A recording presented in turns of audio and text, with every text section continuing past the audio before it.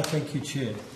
Don't know who to direct this to, but as part of the Restoring the Rivers legislation, the government agreed to having, as well as having water buybacks, they agreed to looking at leasing water from the consumptive pool. Can you tell me what steps the authority's taken to progress the leasing component of it? Senator, I'm from the department, so it's probably a question more for the department, but I'm happy to answer. No? As I said, I wasn't sure. Yeah, no, that's all right. So the legislation passed at the end of November. Mm-hmm. At the end of January, we put out a consultation document called Restoring Our Rivers, Delivering the Basin Plan. It set out a whole range of options for consultation around the delivery of 450. And if you've got it there, which you have, Senator, I think that's right, yes. On page 12, it outlines leaseback options and, delayed water transfer, and outlines some of the things that we might do, like allowing a seller to use the water allocation for an initial period of time, even though the water is purchased by us, so that sort of sale and leaseback options. So they were part of the framework we put out for consultation. Yes, except you've got it the wrong way round. This is leasing water, leasing back to an entitlement holder, not leasing from. Yes. The whole point of it was that you could add to the 450 by leasing from entitlement holders. Yes, that's true. And that's not what this says. So the consultation, the framework was accompanied by some very specific questions that we were seeking feedback from the community and entitlement holders on. So as part of the consultation, we requested feedback on leasing from the government and leasing to the government. And the report I referred to earlier kind of digests the feedback that we had in relation to both those mechanisms. I don't have that report. Yeah, I'm happy to. Excuse me. Are you able to table it? I'm certainly able to table it, Senator. It is online, Senator, as well, but sure. We can table the link or we can give you the link. Yeah. Right. Okay, we don't need to table it, we'll just reference it. Yeah, it's the result of the consultations, Senator, and it comes both. It's still that one. Yes, so it's a report which digests the consultation we undertook in relation to that document you've got there.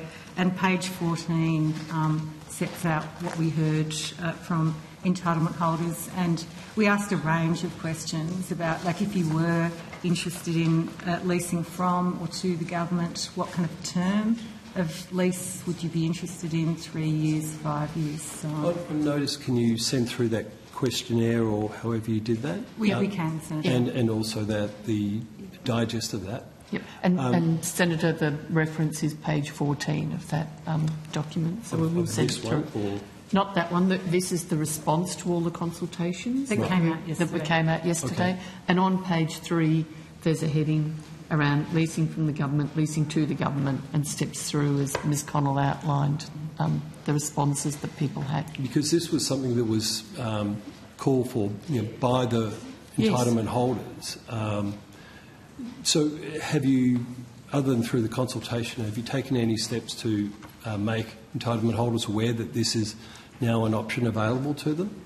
So we're at the stage in the process, Senator, where we've undertaken quite extensive consultation over the last 4 to 5 months. We've published what we've heard, and we're in the process of examining that feedback and looking at if the government were to look at leasing to or from, how that would work.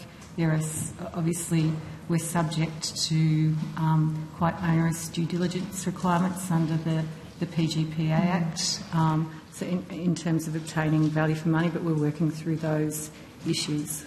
But the same requirements apply to buying as it does to leasing. So I can't see what the difference would be between the two.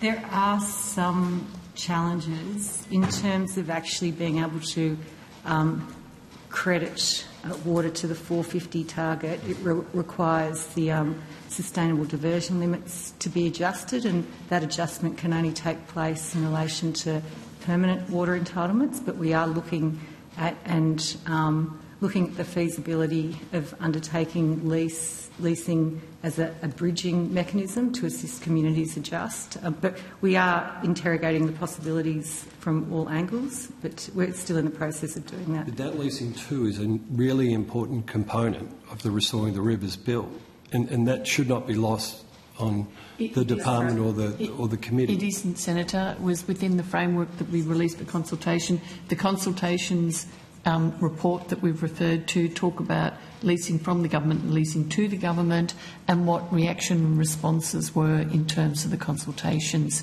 in relation to that, looking at period of lease, interest in it overall, etc.